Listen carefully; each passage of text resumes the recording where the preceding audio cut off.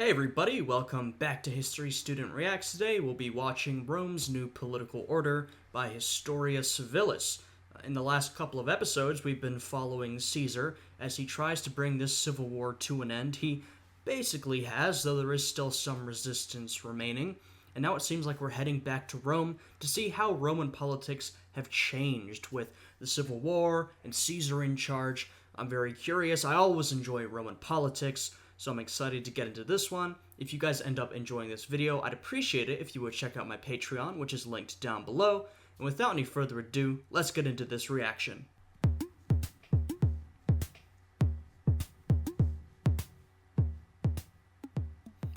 Over the course of the Roman Civil War, Julius Caesar spent about 4 years on campaign. Yeah, Caesar's been bouncing around the provinces, hasn't really had too much time to tend to the capital, to head back to that all-important city, Rome. His absence, for a variety of reasons, the city of Rome descended into a prolonged political crisis. In order to fully understand the mess that Caesar left behind, we have to rewind a couple of years. I mean, Rome has been through a lot of crisis. It already was in crisis for years. Then we sort of saw Pompey taking on the strongman position. Then everything fell into chaos again. So Rome has had a pretty difficult time recently.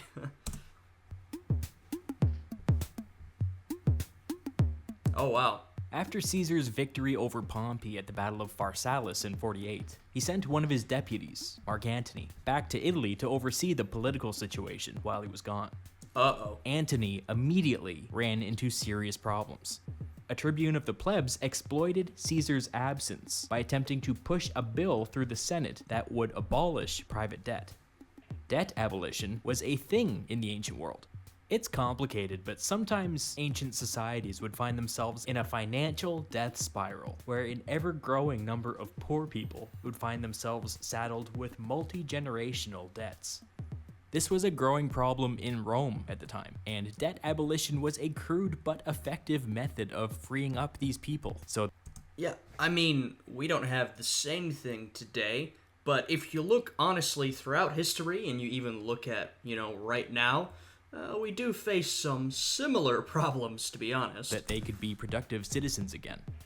The aristocracy, as the holders of the debts, came out against the bill and blocked it in the Senate. Of course. That should have been the end of the whole thing, but instead, the tribunes started going around and making impassioned speeches in front of growing crowds. Well, we've seen, tribunes of the plebs or other political figures taking on increased authority and doing things, passing laws, enacting legislation just through the power of the mob.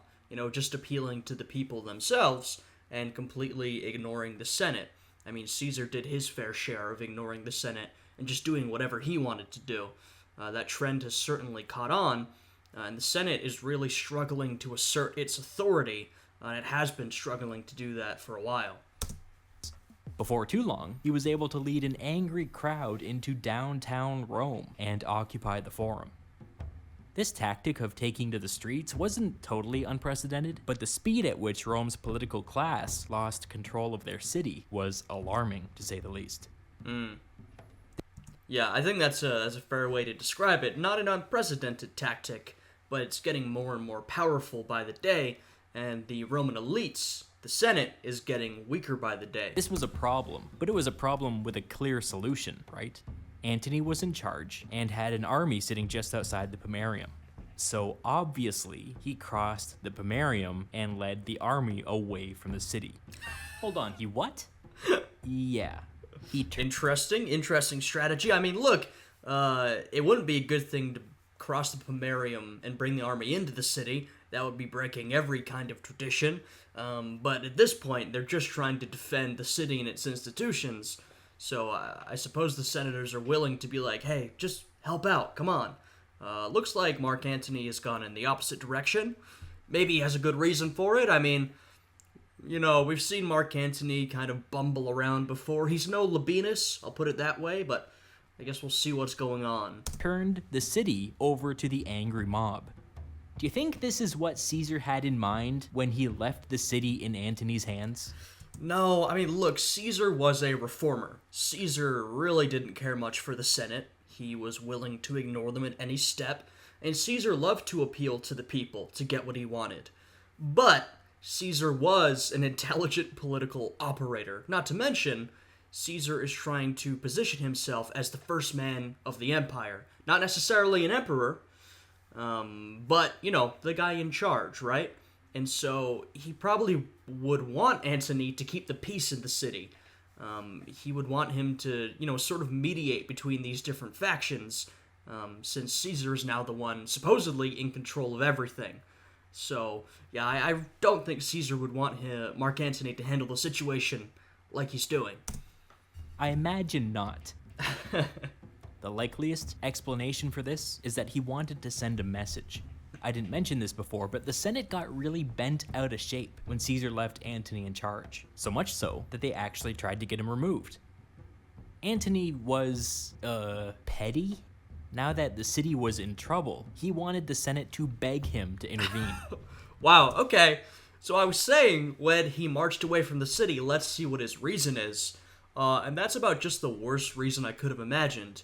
I thought I was giving him credit. Maybe he had some ulterior political motive.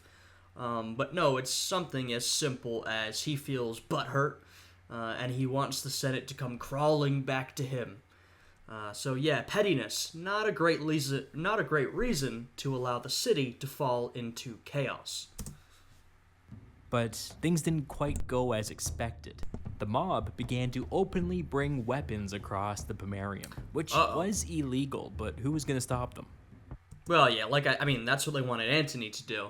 So at this point, a lot of Roman traditions have been completely broken following Pompey and Caesar and the Civil War and Sulla years earlier. So bringing weapons across and into the city, well, that's nothing these days. Of course, it's still a big deal, but it does show you how far we've come. They eventually started launching deadly attacks against their perceived enemies. Rome's political class became afraid to be seen in public. The city was basically ungovernable. Under armed guard, the Senate met at an undisclosed location and passed the Senatus Consultum Ultimum, or the Final Act. This legislation empowered the consuls to do whatever necessary to defend the Republic. It's important to note that although the Senate clearly had a plan, there were currently no consuls in office, and so it's hard to see how any of this would stand up in court. Yeah, that's true, but it seems like the Senate is kind of reaching to save itself. It's trying to assert its own authority, instead of going crawling back to Mark Antony, which either they didn't want to do, or maybe they felt like it was a bad idea, or maybe they felt like they couldn't. Instead of doing that and, sort of empowering the Caesarian faction, the Senate has decided to try and stand up for itself. Its power has been declining for years, so the senators would appear to be trying to prop up the Senate and reassert their authority over the city, and more importantly, the people of the city.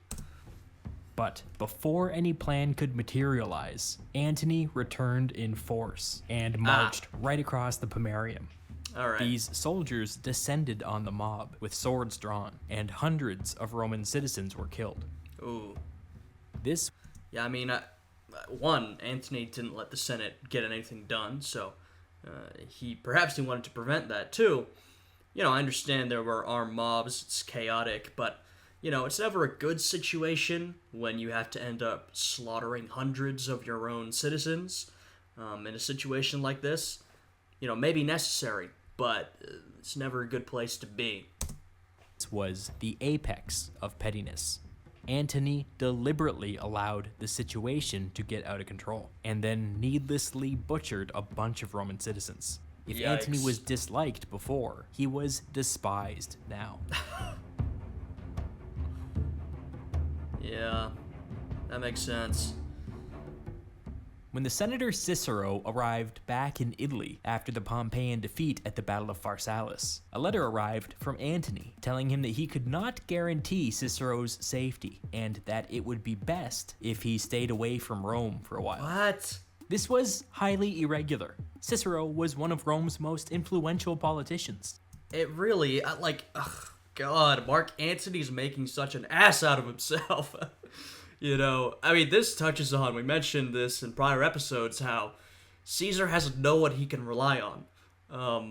Once upon a time, he had Lepidus, and he will have Octavian at some point, though Octavian will grow into being a great man, but forget about all of that. At the moment, Caesar really doesn't have any subordinates who can fill in for him.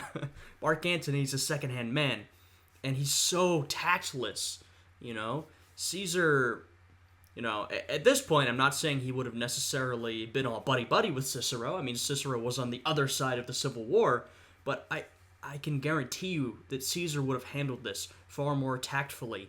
You don't want to offend Cicero. You don't want to try and push him away from the city. Cicero is extremely important. Your best move is to try and co-opt him and make some sort of deal. I think that's what Caesar would have gone for. That's what he tried before, of course, but it was ruined by Cato. I just don't know what Mark Antony is playing at this point. And in case you missed it, this was a threat. Why? Because Antony didn't like Cicero. That's why. Actually, I do know what Antony is playing at. Antony wants to feel... Okay, this is all speculation. I'm getting emotionally invested, so don't take this as any sort of academic analysis of the situation. But what it seems like to me is that, Mark Antony is trying to play big man on campus, right? He wants to feel like he's in charge, he's the big man of Rome, and if he doesn't like you, Cicero, then he's not going to let you in. He's going to let this crisis erupt and going to come back when he's the only one who can save the city. It seems like pettiness, and it seems like his ego is getting in the way of his decisions. Maybe I'm wrong. Maybe Historia Civilis is presenting him in a more unfavorable light than he should be presented. But from looking at this, that's kind of what I'm getting. This blatant and unnecessary abuse of power hardly improved the Senate's opinion of Antony. Yeah, I'm sure. Hang on, because it's about to get a lot worse. For starters, Antony just straight up stole Pompey's mansion in the center of Rome. One day it was empty, and the next day Antony had moved in.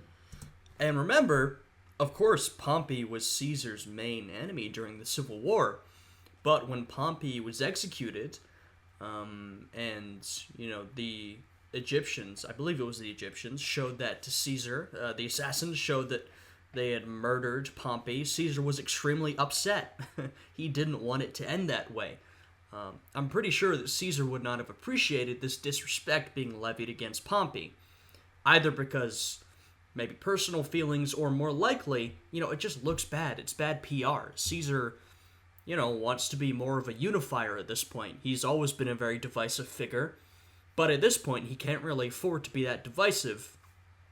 He wants to bring people together. I mean, there's just been a civil war. That's sort of the main thing you're going to aim to do.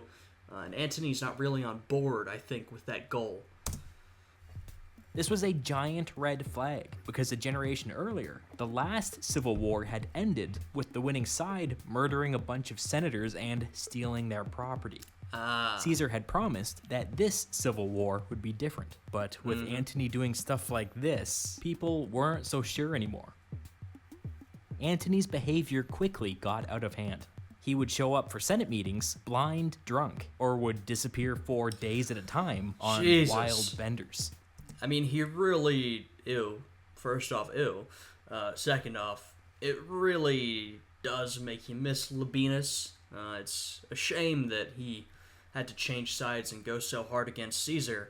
I respect him following his principles. I'm not making any moral judgment, but just from the perspective of Caesar's success, you do get very quickly frustrated with the exploits of Mark Antony. You do just imagine, well, what if someone were capable like Lepidus was there? This could be handled so much better. I don't know if we should believe this or not, but there's one account that says that after butchering hundreds of Roman citizens, Antony thought that it would be a good idea to be carted around the city like a triumphal general in a chariot pulled by lions. I mean, that might be some over-exaggerated history. I mean, we know that Roman historians love to cast people as villains and heroes. That sounds like an extraordinarily villainous thing to do. So I'm willing to believe that a lot of the more extreme stuff could be made up. But if true, what an incredible level of tactlessness. What an incredible disconnect from the people of the city and the senators. So yeah, maybe that didn't happen. Sounds pretty extreme, but potentially it could have. It is kind of in line with Mark Antony's way of doing things. This whole thing was made 10 times worse by the fact that nobody had heard from Caesar in like 6 months. People began to fear the worst. Some I wonder why. That with Caesar out of the picture, they may have to take this Antony problem into their own hands. Yeah, Caesar was otherwise occupied getting himself into a terrible situation in Alexandria at this point.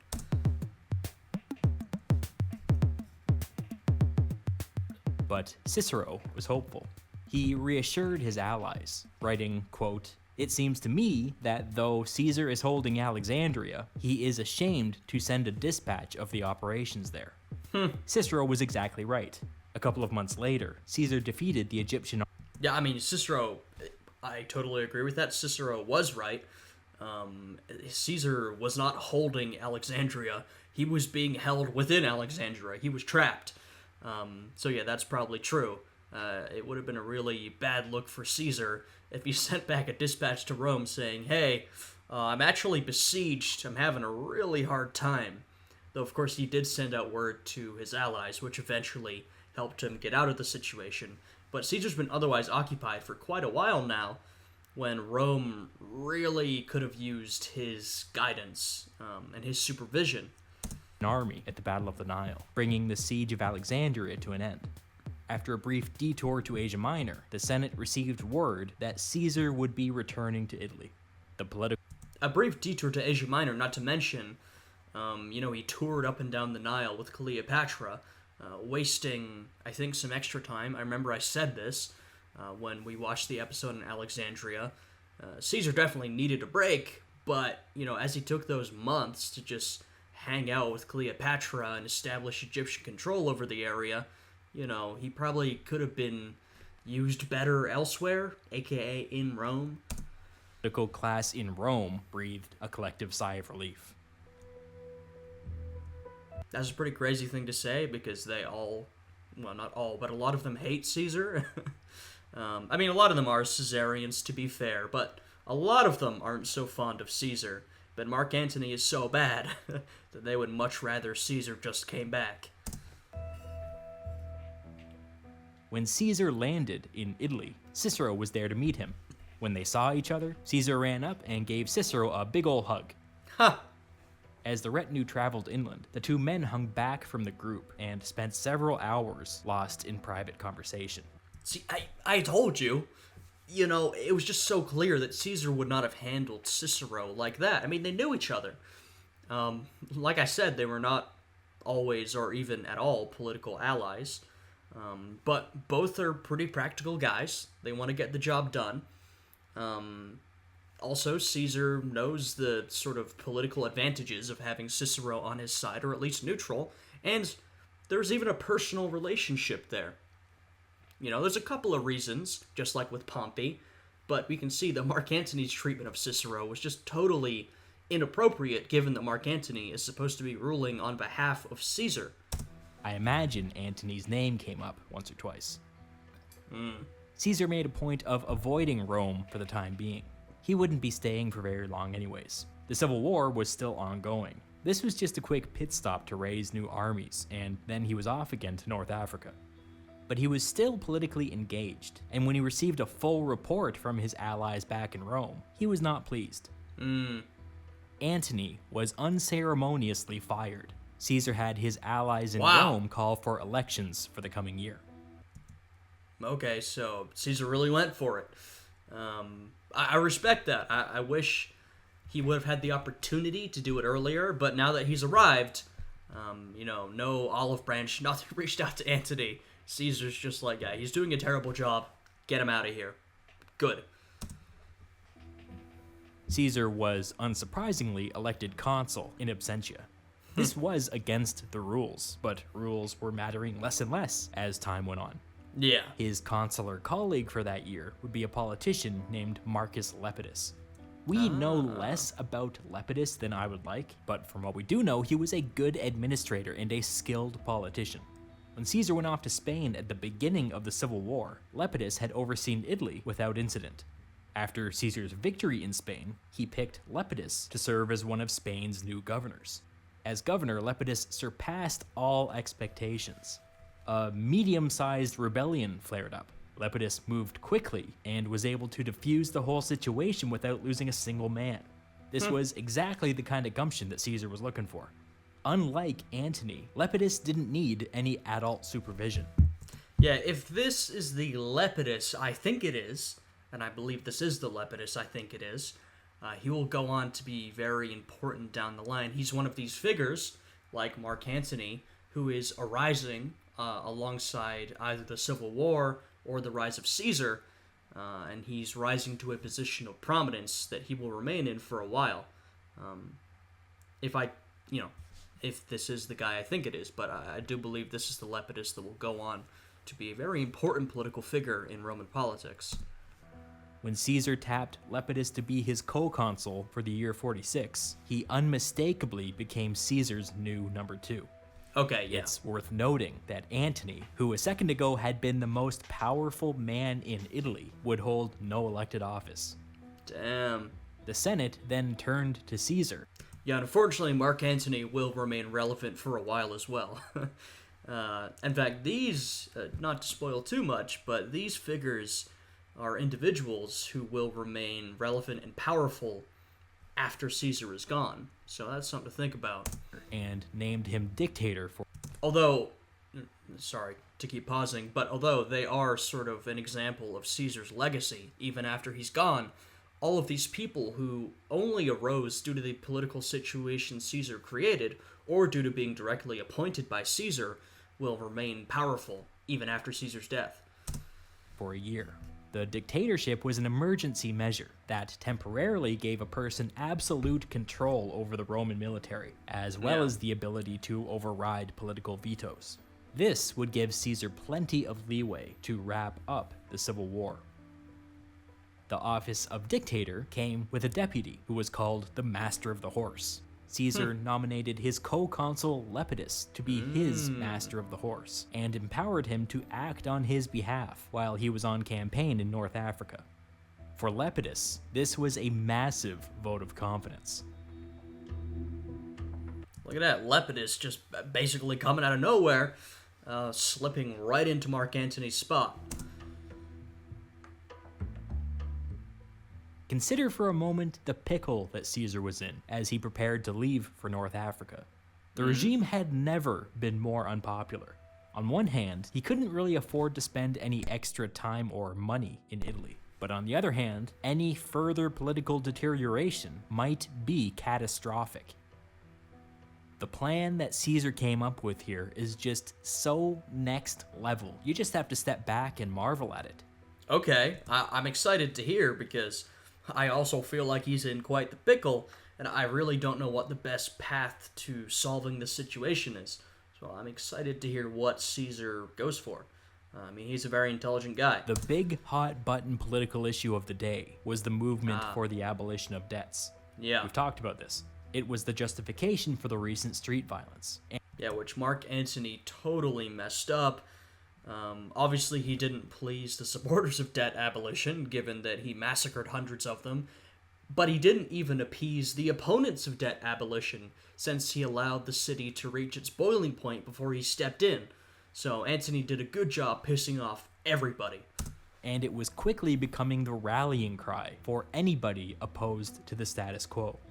Caesar injected himself into this debate by sending his agents all over Italy to the small and medium-sized cities that dotted the Italian countryside. These agents asked for meetings with the local aristocracy, and then, on Caesar's behalf, asked to borrow mind-boggling sums of money. War was bad for business, they said, and this loan would help Caesar bring an end to hostilities. When that was done, Caesar turned around and published a bunch of pamphlets in Rome that said something like, debt abolition would be awesome, but as Rome's richest and most indebted citizen, it would benefit me most of all. It wouldn't be fair. Oh, wow. Dude, Caesar, of course I should have known he would do something like this. Caesar is a brilliant politician because he's so good at playing the public image game. He's great at inserting himself into political issues and framing them in a particular way. This is a very Caesar thing to do. This was one hell of a switcheroo. Not only did public enthusiasm for debt abolition instantly dry up, but it no longer made sense for Caesar's political rivals to rally behind a policy to which Caesar would be the chief beneficiary. But here's the really genius bit. It's a bit of a long walk, so pay attention. Every year, 20 new politicians gained lifetime membership to the Roman Senate. These politicians were the people who had just been elected quaestor. Quaestors were elected through a body called the Tribal Assembly. Now, the Tribal Assembly was sharply skewed, in today's terms you might say gerrymandered, in favor of rich people from the Italian countryside, at the expense of poor people from the city of Rome. And what do we know about rich people from the Italian countryside? They had all loaned Caesar all of their money. What did this mean? It meant that every candidate for quaestor had to answer a very simple question from the most powerful part of their electorate. Are you going to help Caesar end the civil war? Wow, that's remarkable. So Caesar has, at the same time, taken on a bunch of debt, taken on a bunch of loans from these rich rural landowners in order to help him win the Civil War. And instead of that making him incredibly unpopular with these rich elites, as often, I know Caesar's not a king, but we see many examples of king taking what are basically forced loans from their lords. The lords oftentimes are not very happy with that, and if it goes too far, you could be facing a rebellion. You can probably imagine that these rich landowners felt pretty coerced, pretty forced into giving Caesar that loan. But instead of having them turn against him, now they're saying, okay, well, help Caesar finish up what he's doing. Help him do his job. Very intelligent political maneuvering. It also makes you think that, politics really hasn't changed that much over all these years. These sort of big political stunts, yeah, we even saw them back in the ancient world. Or yes or no. With this one move, not only did Caesar defang the movement for debt abolition, but he established a new set of political incentives that churned out an annual crop of young senators that basically shared his policy goals, or Wow. at least pretended to. It really was an inspired bit of business. When Caesar departed for North Africa, he left behind a Rome that was under new management. Unlike Antony, Lepidus took his job seriously and was careful not to alienate the Senate any more than absolutely necessary. I can see why Lepidus got pushed up to that position so quickly, because Antony was so bad that honestly you could have replaced him with almost anybody, and they would have been a better option. But it happened, and Caesar knew this when selecting Lepidus. Lepidus was a talented and capable individual. I also like how, in both warfare and politics, you can see Caesar is never interested in picking one of two options, or even trying to satisfy, both existing sides. He always chooses a third option. He reframes the situation, whether it be a battle or a political crisis, and does things his own way. I mean, this is why he's so brilliant. This is just another great example of that. After some pretty lengthy delays due to weather, he was able to send 4 additional legions to North Africa, which played Nice. a pretty big role in Caesar's eventual victory over the Pompeians at the Battle of Thapsus. Yes, we remember that But from last Lepidus's time. competence couldn't fix Rome's underlying problems. For years, whenever Caesar had been faced with a difficult political problem, his response had been the same: after the Civil War. Well, the Civil War was now over. When Caesar returned to Rome in the summer of 46, he faced an angry populace, an embittered political class, a disgruntled military, and, oh yeah, a truly ludicrous amount of personal debt.